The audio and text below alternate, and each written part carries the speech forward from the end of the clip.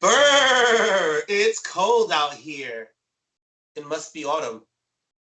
I got my sweaters on and looking for some new sweaters. So if anybody out there has any sweater ideas for the wintertime, please let me know. Because as you know, Dion Sage loves his sweaters. As Taylor Neptune likes to call me, the old man. And he's right, because I can see myself when I retire from all this, sitting in my sweater in my lounge chair, rocking back and forth, watching the news and yelling at the young kids and telling people to stay off my grass. Joking. But we have a wonderful show. Welcome. It's Tuesday night here at the Progress Report. I cannot wait. I have two people that I just been meaning to have a conversation with, meaning to have here. And as you know, we are doing our mayoral series. Last week, again, we apologize about all the technical difficulties that we had. Last week, we had Brett Smiley and my good friend Leanna Briggs here. We have rescheduled that conversation. And please look out for the promo that will be coming out soon. And I just also want to say thank you to all of you that have been viewing. Thank you to all of you that have been sending emails out about the Progress channel. Thank you so much. You guys are so awesome. Let me just tell you, the viewers, you viewers are awesome. We want to thank you from the bottom of our hearts for watching, viewing, even if you're watching live or if you're watching later or you're listening, whatever. Thank you so much, because our dedication is to bring the information to you guys on your local politicians and local community activists, and also push local agendas and local, because that's important. Let's make that very clear. Tip O'Neill, who used to be the Speaker of the House of the U.S. Congress, once wrote a book that said politics is local. And he's absolutely right. Because at the end of the day, the federal government can give us all the money that they can or do all these laws, but yet again, the local states still have power and local districts still have power to make decisions and create ordinances over their districts, over their states, over their municipalities. So politics is local. And that's why I'm happy to bring tonight a young lady who wants to vie to be the mayor of Providence, my great city. And I'm going to bring, you know how to bring it, Providence. South Side, Washington Park, hey, Flush Hill, I'm looking at y'all out there. Can't wait. Yeah, Roger Williams Middle School, Pais, Broad Street School, which is now Allenstrom Feinstein School. Yeah, I'm giving my history, letting y'all know I'm from the mean streets of South Providence. So I cannot wait to have a conversation with Councilman Nirva LaFortune tonight. And also today, I have a very good friend of mine here. I was on his show. He's been on this show with his team, and we've had some conversation back and forth. And I've seen him out, and I've been meaning to get him here. My good friend, Mr. Ivan Montoya. He's going to beat me up for butchering his last name. But before I do, get all that. I know I'm taking a very long monologue today, and I can see my producer already pulling out his hair. Time, Dion, time! I wanted to talk about this guy, Kyle Rettenberg. Hold on, let me get it correct. Rettenhouse. Kyle Rettenhouse. If you don't remember, Kyle Rettenhouse was a gentleman from Illinois who decided to go to Wisconsin, to Kenosha, with a gun and walk through a crowded group in order to try to help people, try to help the police tame. Right now, he is on trial for the murder of two men and injuring another man. And according to the defense, according to the judge, the defense will be allowed to refer to the men that Kyle had shot as rioters, looters, and arsonists. However, the prosecution cannot refer to Kyle as the shooter or anything like that. And they don't even want the people who were killed to be called victims. Here's my thing. Kyle, you were in Illinois. You were in Illinois, period, right? And you decided at 17 years old, first off, where's your mama? Because my mama ain't letting me go, was not letting me go when I was never mind 17. I'm 30-something years old. My mama ain't letting me go nowhere with no gun to try to help no police. So how did you, at 17 years old, and mama, where are you, allow your son, or you walk to Wisconsin, or go to Wisconsin, however you got there. I don't know if you got there by caravan. I don't know if you got there by airplane, by train, kite, hand gliding, or whatever. But you had no business going there. That's number one. Number two, how did you get a gun at the age of 17 years old? How was that even allowed? These are the real questions we should be asking. And at the end of the day, he murdered two men going somewhere, not minding his business. You're not a police officer. You're not old enough to hold a gun. You're not old enough to do any of that stuff. Never mind, and the defense is trying to say, well, he was attacked, so he had the right to defend himself, which is total, excuse my language to all the saints out there, bullshit. You have to be kidding me. I'm foaming at the mouth with this. Once again, we have a young white man here that the injustice system is allowing is allowing to get away with something. We see it time and time again. And watch, I guarantee his defense is going to bring out, oh, he was an honor roll student. Oh, and he's captain of this, and he played this, and he does this, and he does this. You know what? That's all irrelevant. The point of the matter is, and here's the facts that I'm looking at, he's 17 years old, had a weapon, was allowed to go from Illinois to Wisconsin, and that is bullshit. We have a wonderful show for you today. Like I said, we have a mayoral candidate for Providence here, and I can't wait to have a conversation with her. But before I do, I'm going to bring in, from the inner circle, my friend Ivan. What's up? What up? Ivan, how you doing? Looking snazzy there. Like, I wore this sweater right here, and I'm like, oh, I thought I was doing something with the open and the little hoodie and things, but no, you came out, you was like, no, I'm going to look sharp.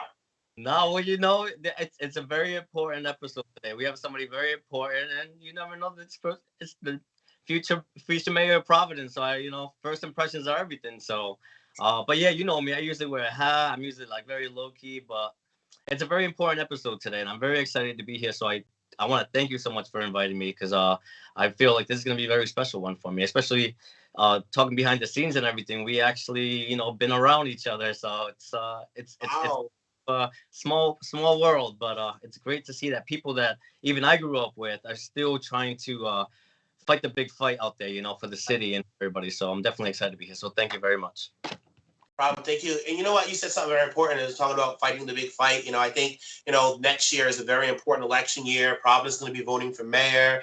We are also looking at gubernatorial candidates, especially in Providence. When you look at Providence, what's going to end up happening is there are multiple there, and I think it's the first time in many years. And Councilwoman LaFortune can correct me. I don't know how long we've seen maybe a huge, more than 50%, even 60% of a possible change in city council, where the majority is going to be freshman city councilors. So that could also be interesting as well. So I can't wait to get into the conversation and talk to her about that as well. Ivan, you work in the education system. Yes, I do. Yes. What has that been like with the kids going back to school and all of that and all that jazz? It's been good. It's great to have everybody back. I feel like it's very important that we have everybody back in school. Social reasons, especially at a young age. There's developmental skills that you need when that you gain when you go to school and you socialize with classmates and everything like that. So I was very excited to see them back in school. But Right. it's been a little adjustment, because we had a whole year with COVID and everybody distance learning and everything. So getting those students that missed maybe, let's say, eighth grade in middle school have to come back and kind of be retaught, like, some certain things. But it's been great. It's like I said, the most important part is seeing everybody back in school and back in those classrooms and studying and building those. I felt for the kids during COVID that, that couldn't walk across the stage and couldn't have their prom and all that stuff. Because, I mean, you and I mean, we are, a few years older. So like, we were able to have our prom. We were able to do those things. So I remember like last year, I think it was a coffee with Dion. Was it coffee? No, it was actually this past June. I did a progress report. And I brought out my yearbook and I actually read what people wrote in my yearbook. And something as simple as that we are able to go back and look at our yearbooks and say, wow, people wrote all these nice things about me, or people said this person said this funny thing. And then when you read something that somebody wrote, you're like, oh, I have this memory. A lot of those, I felt for those kids because a lot of those kids are not going to be able to have those moments. And they say that some people didn't really get to say they're like, their goodbyes to their friends, to their cohort that they only seen at school. And as well as I know, years down the line, you see fewer and fewer of your high school friends because our circles change, right? True. So we got some topics. So Billy Porter, right, said he is sick of the media frauding over white guys like Harry Styles who copy his style. He said, I had to fight my entire life. Okay, Miss Sophia, to get to a place where I could wear a dress to the Oscars. Billy Porter said. All Harry Styles had to do was to be white and straight. What do you think about that comment? I do agree, and I do understand where he's coming from. Especially somebody that has to live that life, and trying to be noticed and trying to be acknowledged and be accepted. For somebody to just come in and be like, okay, I'm gonna somebody style me up, I'm taking a picture, but doesn't really understand that people have been trying to do this for a long time. So I definitely understand his version of it. But I also understand it's Hollywood, and we all know how Hollywood is. Hollywood just wants to put a pretty face on there, and either sexualize or make everything pretty, and unfortunately there are people like Billy Porter that have been trying to get that recognition. So yeah, no, I definitely do, and he definitely had a point when he said, like, it's basically like you're putting him on the cover like if he was the one that was always trying to have that conversation. He was never trying to have that conversation. To him, it was just being styled up and everything. And he's been trying to have a conversation with everybody. So, I yeah, mean, fortunate. like I understand. I understand where he's coming. I understand where he's coming from. Like I often talk about to people. In 2013, I was in Sticky, Rhode Island, and like I had to fight to get a place in the community. And then the Sticky Rhode Island after me, he ended up having the red carpet just rolled out for him, where opportunities and things like that ended up happening and shifting for him. And the crazy thing is, and it's nothing to his things because he's a good friend of mine, and Mr. Sticky Rhode Island 2014. I love you, because when I told him that story, he also had the feels like, wow, you know what? I didn't even realize how tough it was for you. But Billy Porter, I think it's just at the end of the day, he's right. Billy's been doing this for years, and you would think after Pose, after everything Billy has done, performing on Broadway, and hosting the Tony Awards and things like that, he would get his recognition and his accommodations for his style, his fashion, and things like that. Same thing, even like when I sit there and think about Little Richard versus Elton John, that same argument, and I think that's been such something for years. And I think you hit it right on the head with Hollywood. Hollywood, they want a pretty face, and Billy Porter's older and Harry Styles is young, but I mean, if I had to choose between Billy Porter and Harry Styles, I'm going with Billy Porter because he's experienced. It's kind of like the same thing where you have like openly gay actors, that are trying to get like trying to get a role that's gonna like break them through, but then you give a gay role to like a straight person. It's kind of like like they've been trying to get those roles, to get that recognition, but you want to put a straight guy to play a gay role when you have plenty of gay actors who are dying for that. That part, It's kind of the that same. right That there, well, what you just said, like that, you're absolutely right. When we have plenty of gay, lesbian, bisexual, transgender actors, why aren't we using? Why don't we have them play those roles that we're looking for? Like, don't get me wrong, I enjoyed Moonlight, but did we have openly gay actors playing that? And I think we have plenty that could have played that role. yeah, we Um, have plenty of actors, and we have plenty of gay different stereotypes of men that are up there. We have the masculine, and we have the other ones. So there's no excuse of why we can't use those actors. So before we go to commercial, I just wanted to bring this up. October is LGBTQIA plus History Month.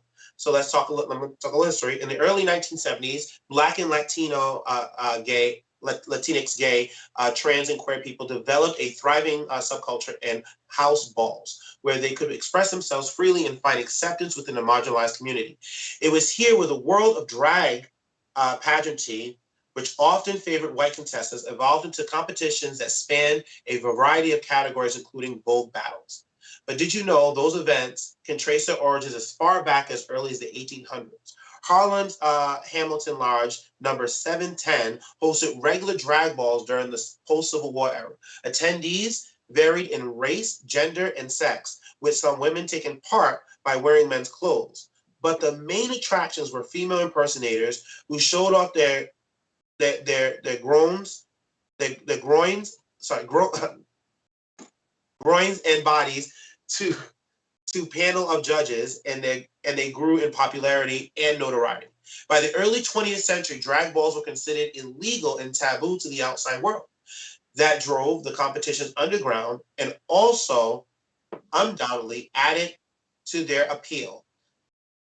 Spectators for drag balls expanded from a few courageous spectators in the 1800s to thousands by the 1930s. So with that, we salute our black and brown gay history culture, and we salute LGBT History Month. And we're going to go to commercial. Everybody will be right back with Councilwoman Nirva LaFortune, mayoral candidate for the city of Providence.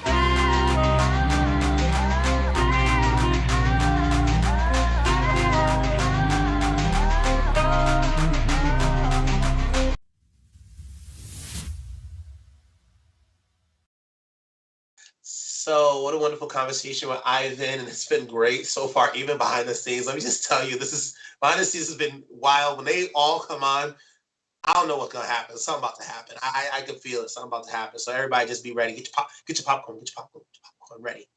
Anyway, it is my privilege and it is my honor to continue bringing to you guys people who are vying for your vote as in the executive branch or in the legislative branch of our cities and towns all over Rhode Island.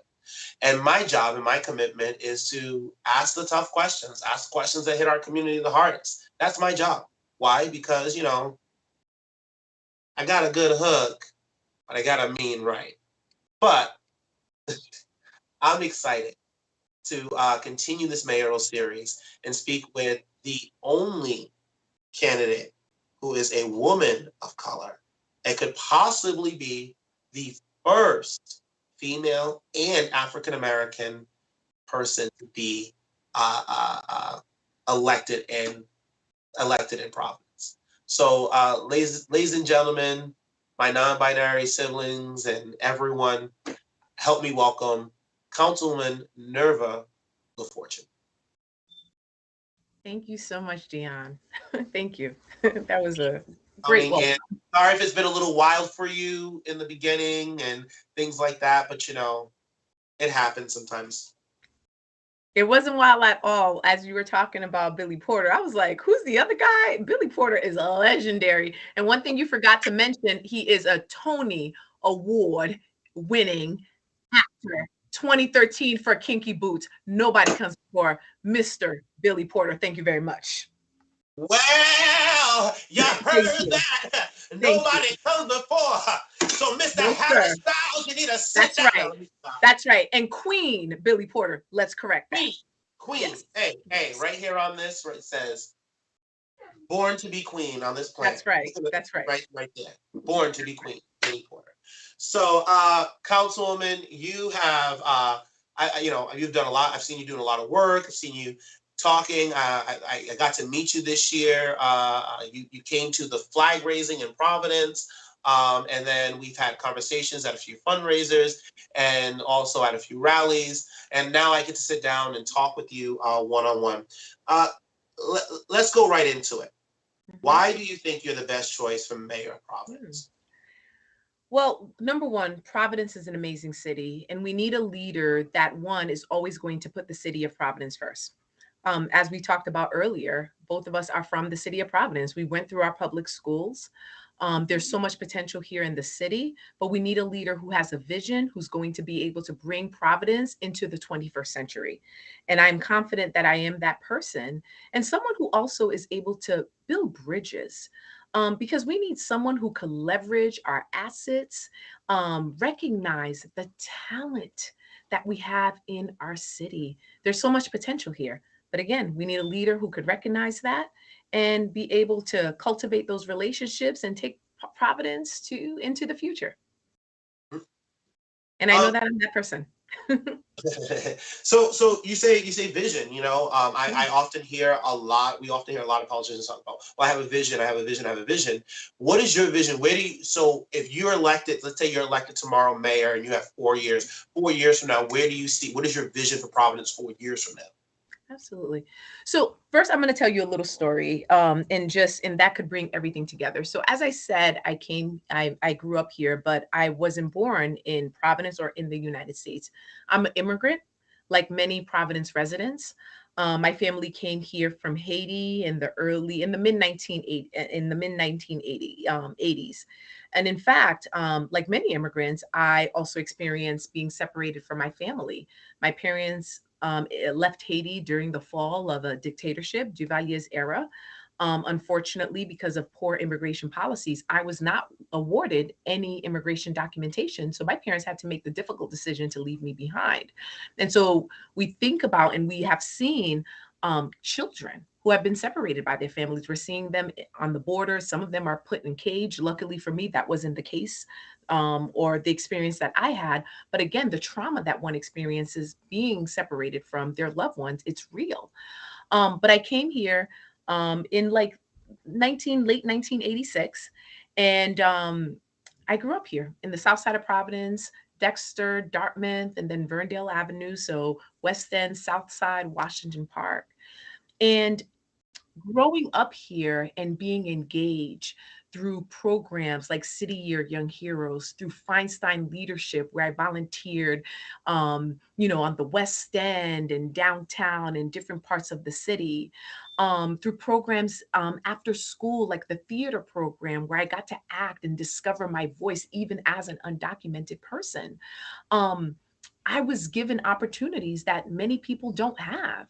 And so for me, as a leader, I don't want these opportunities to be accessible to some and not all, but to create pathways and opportunities for all people. And more importantly, to make government work for the Providence residents.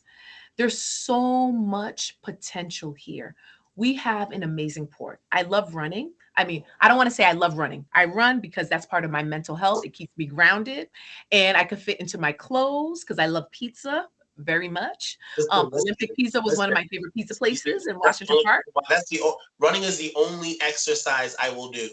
Yeah, well, my friend Taylor Neptune has been trying to get me to go to the gym, and I tell him my gym is the bowling alley and steak and cheeses and running in the park. That's it. I know that's right. But you know what? I've seen him at the gym and he works it out.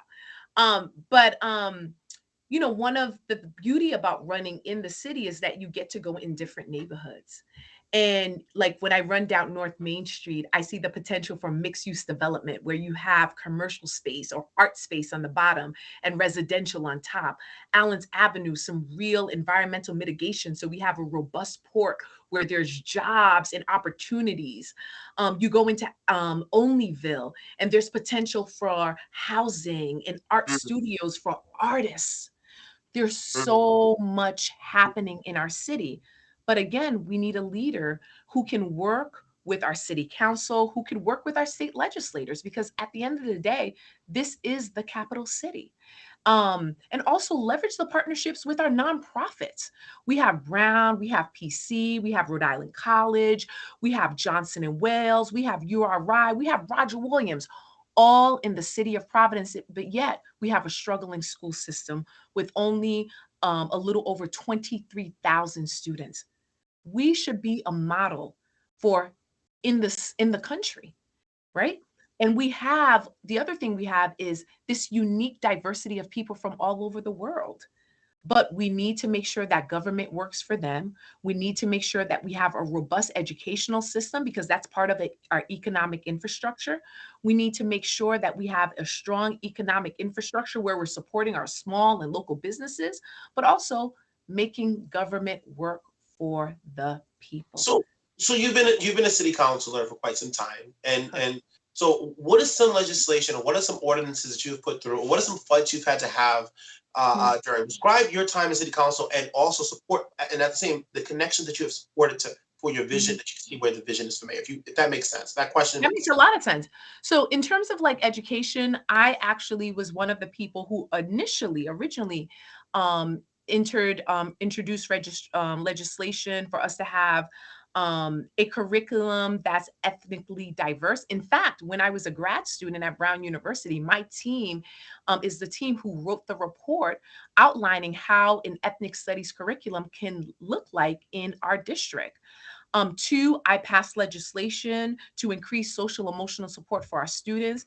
I passed legislation to support our small businesses so that they weren't targeted or exploited by third party delivery services. I introduced legislation for a residential TSA where we would incentivize developers to build affordable housing because housing has been an issue. Every time Housing Works comes out with a report, it says we need more housing.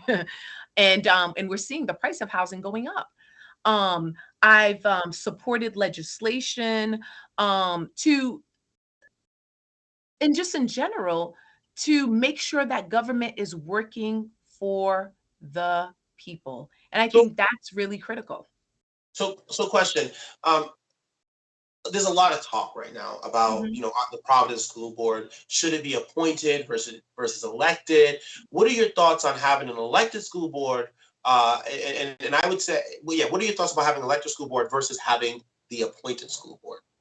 So I think in a city like Providence, where we have such a diverse community, um, I think one of the things that we should look at is maybe having a hybrid model. Because with an elected school board, you have to be able to run a campaign. And I know firsthand, one of the challenges of running a campaign is raising money. And if you want a diverse school board, you want to make sure that people can actually run a race, right? Run a campaign.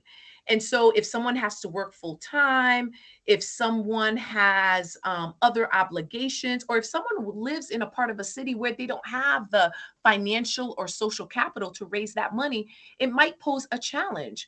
So if we had a more of a hybrid school board model where you had some seats that were elected, some seats that were appointed, I think that could give us more of a balance and we could have more representation throughout the city.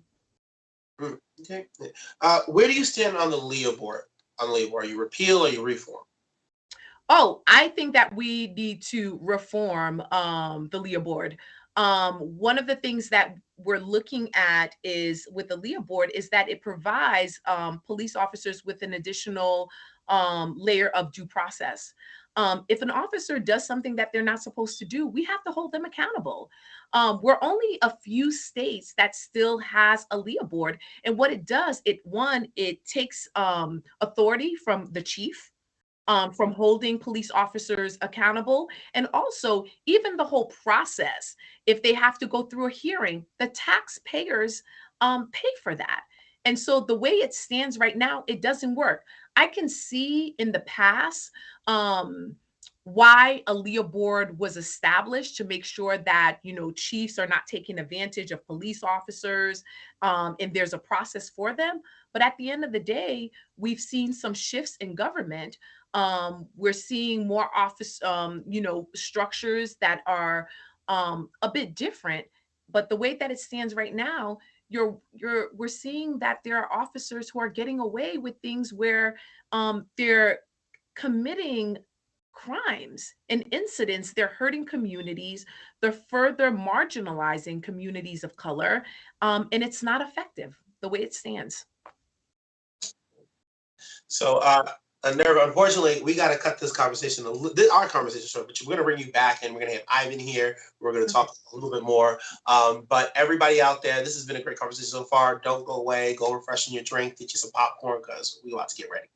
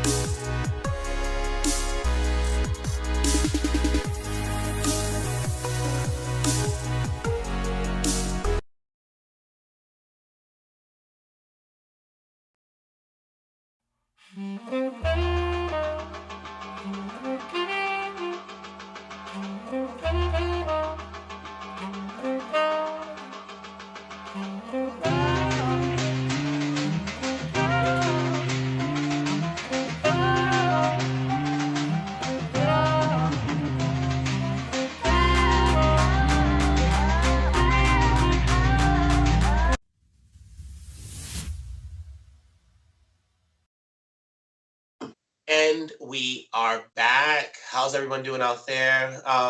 Make sure you like, make sure you share, make sure you tweet. We're on Twitter, we're on Instagram, we're on iTunes, we're on multiple platforms. Make sure you guys do all those things out there. Share. Also, to any of you out there that would like to advertise, please also email us at info@progresschannel.com. Also, if anybody would like to make a donation, you can also find out through at the end of this program where we have both our Cash App as well as our Venmo. 20% of the proceeds that are raised through our Cash App and Venmo go directly to YPI, who is going to be the beneficiary of the Progress Channel for the next year. I am so excited that I am doing this partnership because I believe in the work that YPI does. So, and I'll be honest, it's really not about the other 80%. It's really about that 20%. And because that's what it's about, really. We need that 80% to do functions and things like that, but that 20%, we got to be able to give that away and give back to the community. And every program out there that's doing something in the community, I say, match us on 20% out there. No matter who you are, I'll talk to Ivan later about the inner circle. Match us on 20% and raise 20% of anything. I'm going to talk to politicians also about matching 20% to raise for like YPI. They need things such as their open door closet. They need programs to run at YPI. The state continually cuts their funding, which I think is total bull. YPI is important, not just to the LGBTIA plus community youth, but it's important to this entire city of Providence. It's important to the state of Rhode Island. So that's my spiel. With all that said, everyone, and we've been having a lot of fun. I talked to Ivan and I talked to Councilman LaFortune. Now I'm going to bring them both back to have an even deeper conversation about things in our city of Providence. And also, I got some fun questions for them as well today. So, ladies and gentlemen, Ivan and Councilman Nirva. Hey, what's up? Nice to see you. Welcome back. So literally, right now, I'm gonna send out a shout out to Davina Jones, who is my neighbor, who went to school with both Nirva and Ivan, and also Shout out to, I know she's watching. Shout out to you. We love you and all that jazz. Girl, I know you and I are gonna talk right from the window or in the backyard tomorrow. Or I have my cup of coffee in my slippers and my bonnet. And that's how we do it. Yes. Oh, I wear a bonnet. Let me tell y'all, I wear a bonnet because you know what? You know what? Like black hair, we have to make sure we take care of it. And sometimes the sun dries out our hair faster, and moisture is important to keep it, keep the curls. I got Who curls you coming in. explaining to? I wear my bonnet every night, and my daughter, she better have her bonnet on. You know what? I got in trouble by some people because I traveled to Indianapolis with a bonnet on because I had gotten extensions put in my hair when I went to Indianapolis. And I said, well, I traveled with that on because I didn't want it to be all up on the plane and things like that, all messed up. I put the bonnet like I know what Monique said, but it's all right. But how y'all doing? I'm so happy to be able to sit here and have this conversation with you guys. So let's talk about Providence for a second. Yeah. What is your favorite place and why? And I'm going to start with Ivan. My favorite place is the East Side. I like the East Side. I like how fall it looks. It kind of has that very artsy, very relaxing. You can go there for a nice little walk and just even on what is that place with the Roger Williams statue? The view they Roger call Williams it. You Park. Just Park. Yeah, you can. Is that it? Yep. On the east side where the statue is, yeah, you could just go there and just sit there and just see the whole city, and it's I feel like the east side is probably one of our nice scenery places to go to. Nirva, what is your favorite place in Providence? So growing up, my favorite place used to be Roger Williams Park because my parents' street goes right into Roger Williams Park. So that was, although we had a backyard, it wasn't like a big backyard. All the kids in the neighborhood used to play kickball at Roger Williams Park. However, now my favorite place is the Michael Van Leesten Bridge. One, because Michael Van Leesten was a dear friend of mine. In fact, I still have the last message he left me right before he passed away because we were supposed to meet. He was a mentor of mine.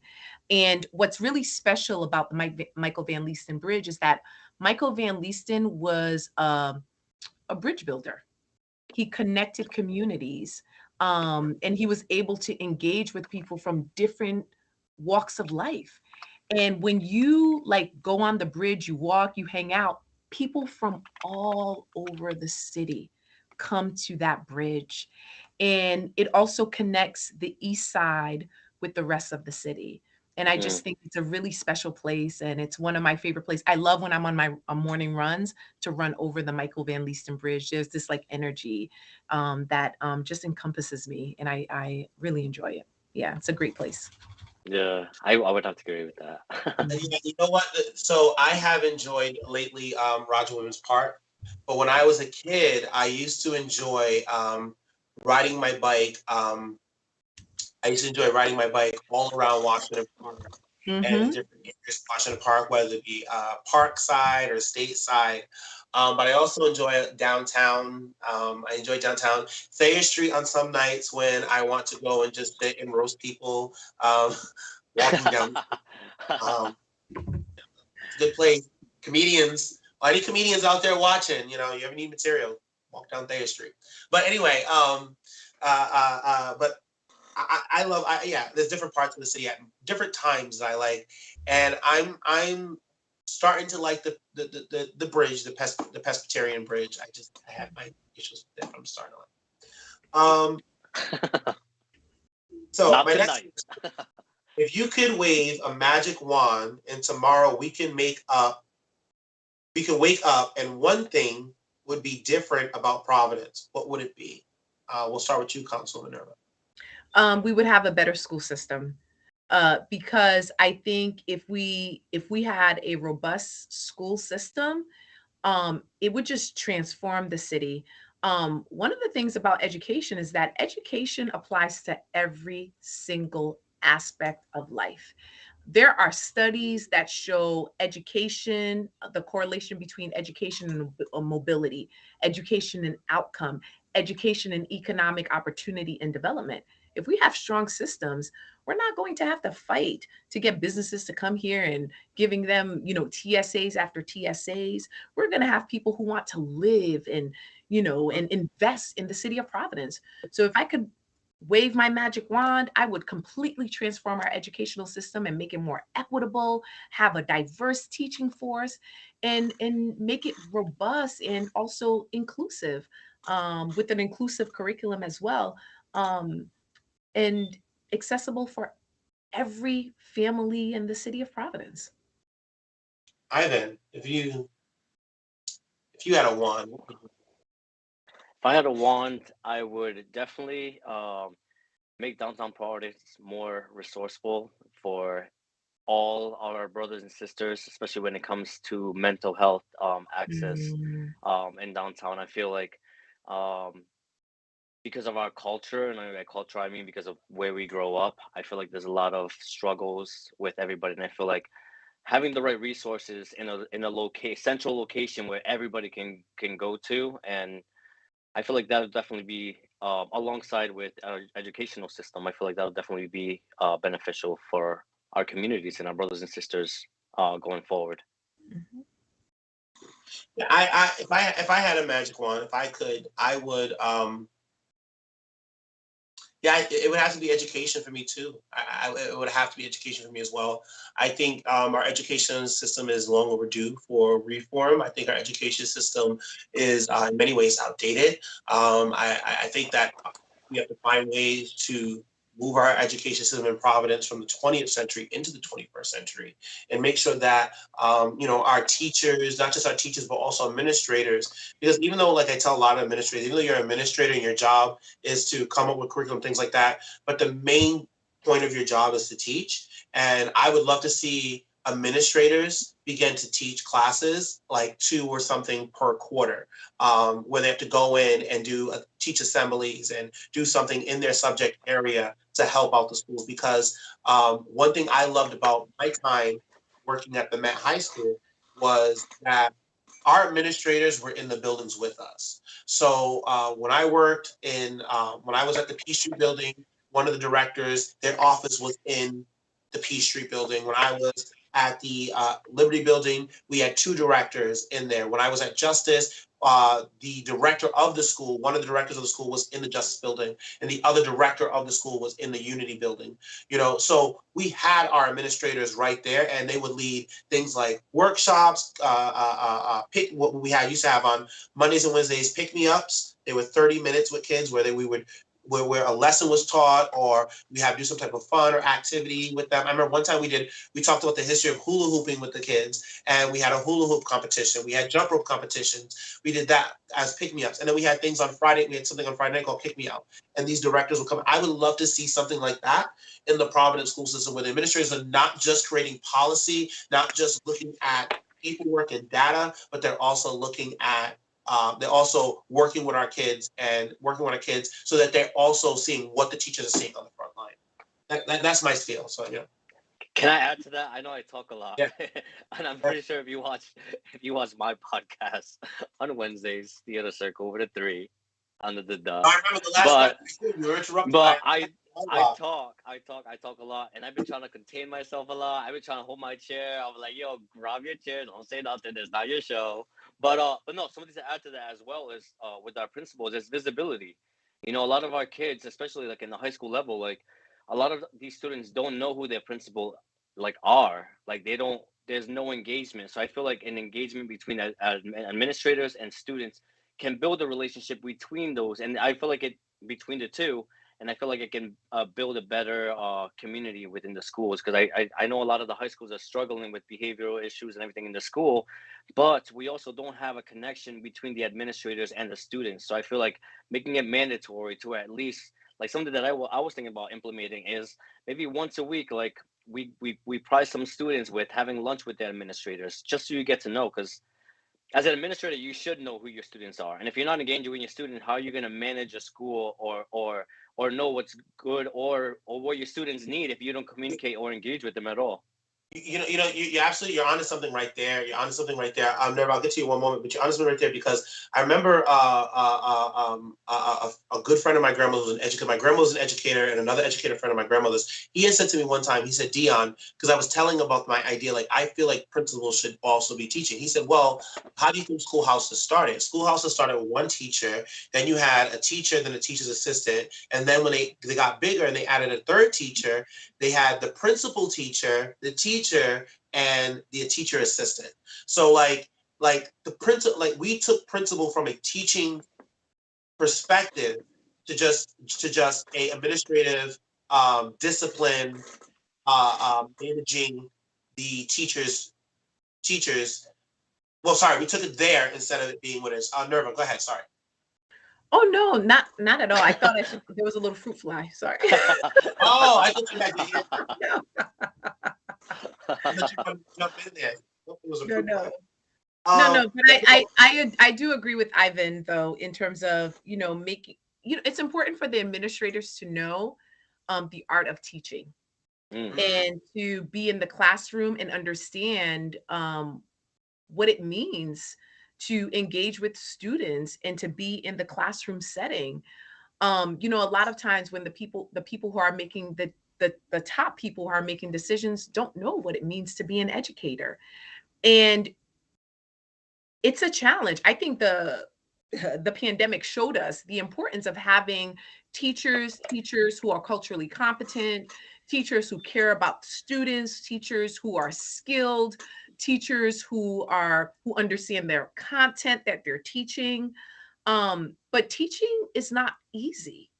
And you think about even like teacher residency programs where people spend a year in the classroom learning the art of teaching. And then, over the course of years, they get better. And so it's not an easy job. And I think one of the major challenges in our society is that we don't respect the teaching profession. And we pay everyone these top dollars, but then teachers, we're not investing in them.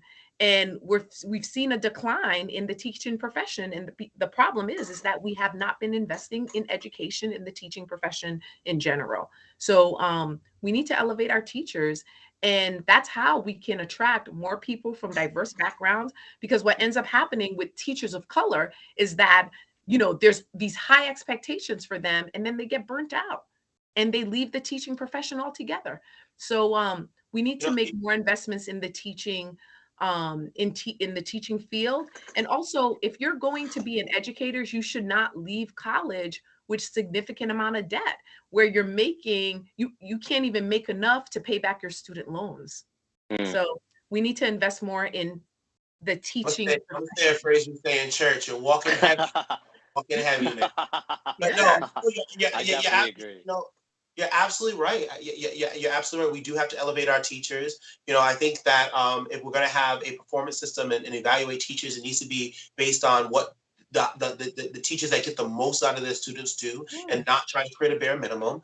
I think the teachers union needs to work with not just the school system and not just schools, but also the parents and the students Yeah. to create an atmosphere, because Mm. I believe it takes all of us. It takes a village to raise a child, period. Yep. And that includes teachers, administrators, our politicians, our parents. It includes mentors. It includes every aspect. Some of my greatest mentors, some of the secretaries. I spent a lot of time in the office at Roger Williams. Some of the secretaries were my greatest um, uh, uh, uh, mentors, to be honest Yep. with Yeah. you. It takes a village. Exactly. And I remember, my principal, when I went to a school, he would come in and teach. When we learned Shakespeare, he would come in and teach a lesson once a week to all the students. He would make it in his schedule once a week because he was that's what when he went he was an English major, he was an English teacher, and Shakespeare was a specialty, so he decided to do that.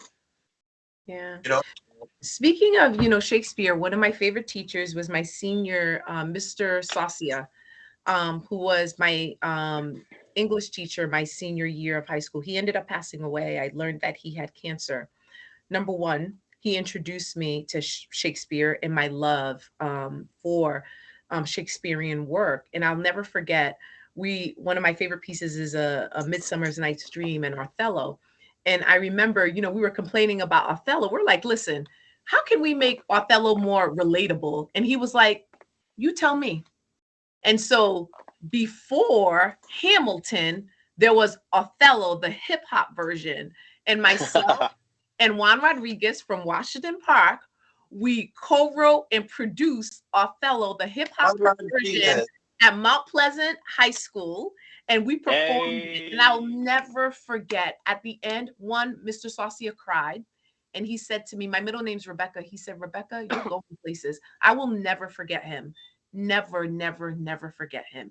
And, and also, like, when you invest in teachers, you also have to hold those who are not doing what they're supposed to do accountable. But then when you have good teachers, like a Mr. Saucia, like one of my math teachers, Mr. Mohammed, like Miss Valerie Ranglin, or Miss Turnipseed, you had Miss Turnipseed? I had, I didn't have her. Yes, Miss Turnipseed.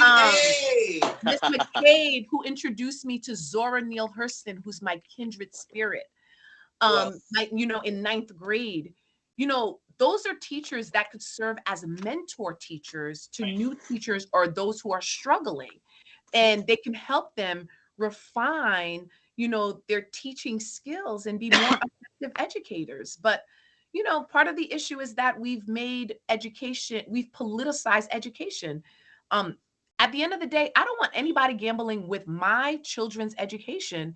And again, we need a leader who's going to prioritize education and not make it just something, they say what people want to hear, but actually invest and commit to developing a quality educational system, which means you have to reform the curriculum. You have to make sure that we have diverse teaching force. You have to make sure that we have training and development opportunities. You have to have a mechanism to recruit teachers of color, and also work on some state legislation to make sure that teachers who have taught in New York or Boston can easily teach in Providence, or in the state of Rhode Island. And also make sure that our students have the resources and tools to be successful, which includes social emotional support, which includes out of school learning opportunities, which includes just basic needs. You know what?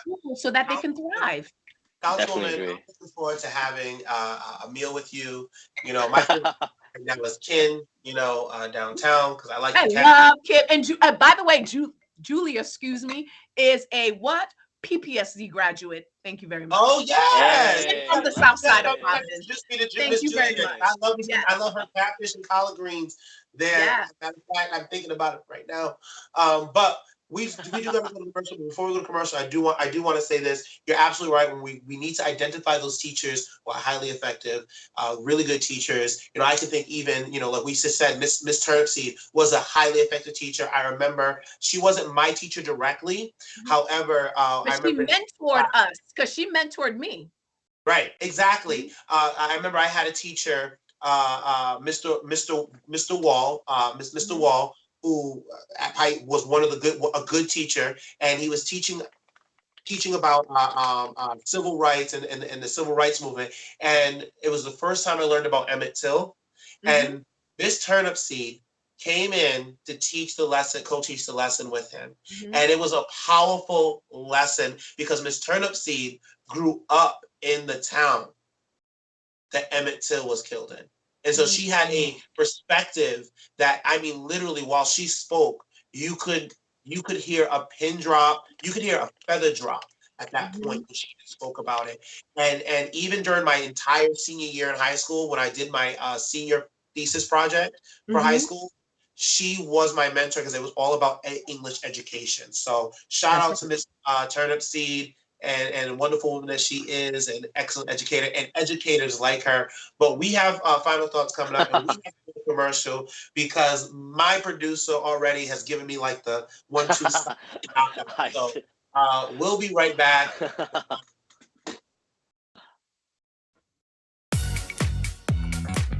Kikipedia, your online guide to LGBTQ+ bars, clubs, and events. Find all the tea on your local gay bars. home of the internet's most comprehensive digital drag show and virtual event guide. Visit kikipedia.app or dragstreams.com now!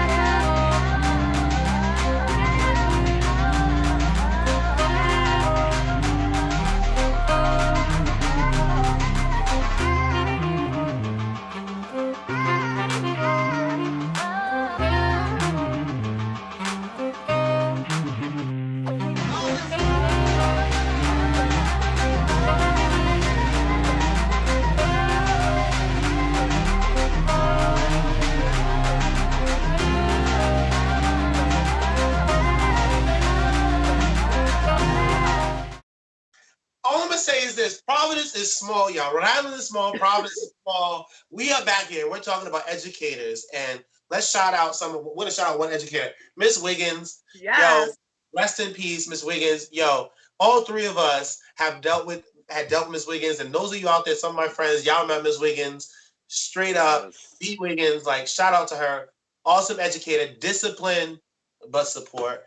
Yo, we was just back here. We talked about backstage. We talked about double dutch. Nirva, we got to get a double dutch competition going. You and I could be the official rope. The official rope. We'll put Taylor Neptune and Ivan. They can go in the middle and jump. Yes, I'm all for it. We'll have our producer. We'll have Ken Barber. We'll have him double dutch. We'll have him double dutch. That face. Nobody can see this face, but we can see his face. Ken's face backstage right now. But Dion, the best part of double dutch is when you have beads in your hair, and when you're jumping, the beads are swinging, and the beads have its own beat. Yes. Yep. That was the best part of double dutching. Yeah.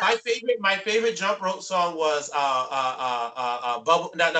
Strawberry Shortcake Cream on Top. Tell me the name of your sweetheart is A. B. That one or Bubblegum. You were saying bubblegum. That was tag. That was tag. Okay, sorry. But I remember bubblegum. I remember tag. I was a hide and go seek master. You couldn't find me. You were Houdini when it came to hide and go seek. You just disappeared.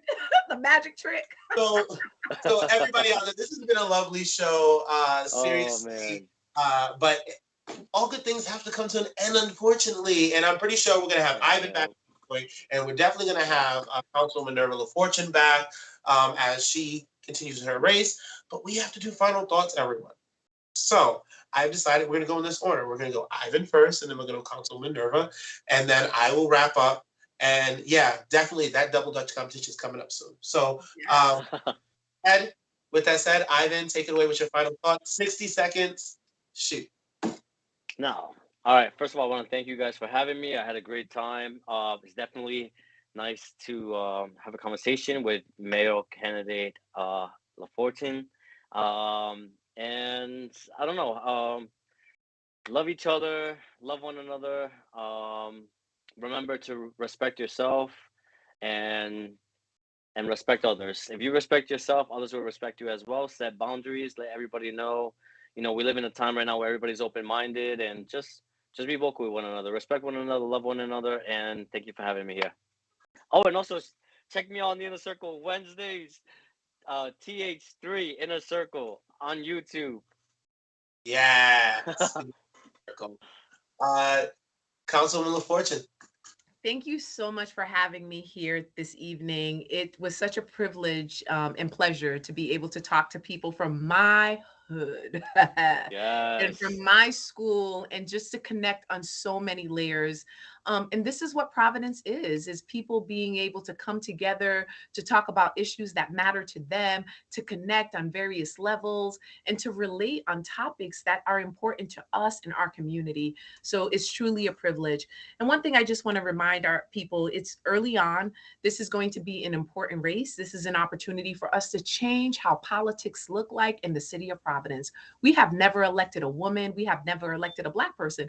And if we want to get into the details, you know, a woman from the Caribbean who's Haitian, who's of Cuban descent, who's, you know, Afro-Latina, who's Black, we're going to make history in the city of Providence. And what I do hope is that you can all support me and join me in this movement. It's not just a campaign, pardon, but it's a movement for the people, because my campaign is our campaign and it's our future. So I do hope that you can all support me. Please visit my website at votenirva.com. Make a donation if you have a couple of pennies to spare. I will truly appreciate it. Nothing's too little. Just don't donate over $1,000 per person per year. Thank you so much for this opportunity. It has been a delight, and it's refreshing to talk to people who are from the community, who are doing some amazing work for the city of Providence. So thank you to all of you. Thank you both, Ivan. Thank you both, Nirva. This has been a wonderful conversation, but I will say this, and I say after every candidate that I have here, the Progress Channel does not endorse candidates. We are just bringing information and those candidates to you. And also myself personally, I have not made a decision on any candidates. I want to interview each and every candidate before I make an official decision on who I would like to support. So with that said, next week we're gonna be off, guys. I know. But we're taking the next week to adjust a couple of things and fix a couple of things that we have on our tech side. And of course, you know, shout out to Chris. Let me just, y'all don't see the person that makes all of us look beautiful and pretty and things like this, because believe it or not, I don't look like this. It takes a lot of to get me to look like this. Chris Martin is taking a much needed vacation. So Chris Martin, we want to thank you from the bottom of your heart. Chris, let me tell you this, Chris has not missed a single progress report. Wow. Progress report. And when he said that he needed to take a vacation, I was like, you know what? Go right ahead. You know what I mean? I'm going to give you 5 cents, Chris, to spend on your vacation, because that's all I can afford. But no, I'm joking. Chris, from the bottom of your heart, you deserve it. You work really, really hard. Thank you for all you do here on the progress report. And I can't wait till we come back, because when we come back on Tuesday, November 9th, we'll be having Lenny Choi, who is running for state senate. That Thursday, we're going to be making up the show with Brett Smiley. Then on Tuesday, November 6th, we'll be talking with Matt Brown, candidate for governor of Rhode Island. And on that Thursday, November 18th, we'll be having mayoral candidate Gonzalo Cuevo to finish up our meet and greet mayoral candidates. However, there was one more person that had called me and contacted me recently, Michael Solomon, who is also running, I believe. So we will be fitting that somehow into our schedule as well. But you get 2 weeks of me on Tuesday and Thursday. I was going to say double dipping over there. Twice a week. That's what's up. And as my hostile takeover of the but No, but you get me. Will be Tuesday after next week when we take it off. Will be Tuesday and Thursday for the next couple of weeks to bring that information and things like that. And again, thank you to Ivan, thank you to Nirva. And here is my final thought. Be good to yourself. Be good to yourself. Be good to others. Be kind. It costs nothing to be kind. This week, I went to go take the bus, and I guess the bus driver was late, and he tried to rush me on the bus, and he yelled at me, called me all kind of idiots and all that stuff, and then tried to give me a free ride. I still decided to pay for the bus, and I stood there and stood my ground and told him it costs nothing to be kind. No matter what's going on in your life, or no matter how things may be going crazy, it is important for you to be willing to be kind to others, because kindness goes a long way. Period.